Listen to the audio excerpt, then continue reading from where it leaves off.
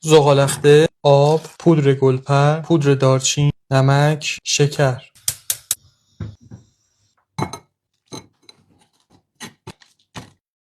نشاسته ذرت، آب سرد،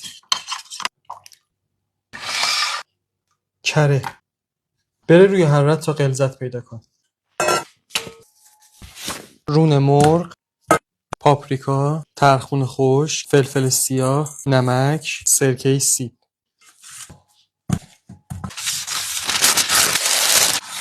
سیر، کره.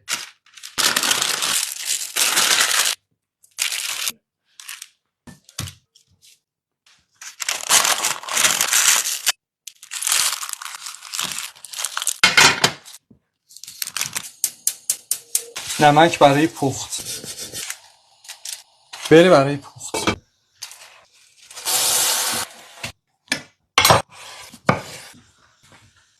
کره، پنیر خامه‌ای، ماست چکیده، سیر، فلفل سیاه، نمک.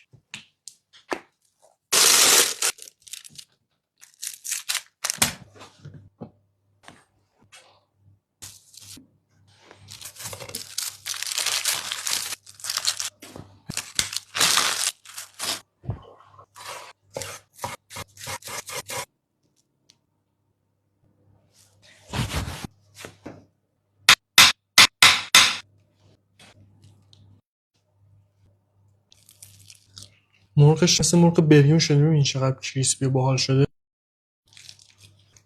نگم این چقدر خوبه. اگه میخوای بهتر آشپزی کنی منو فالو کن.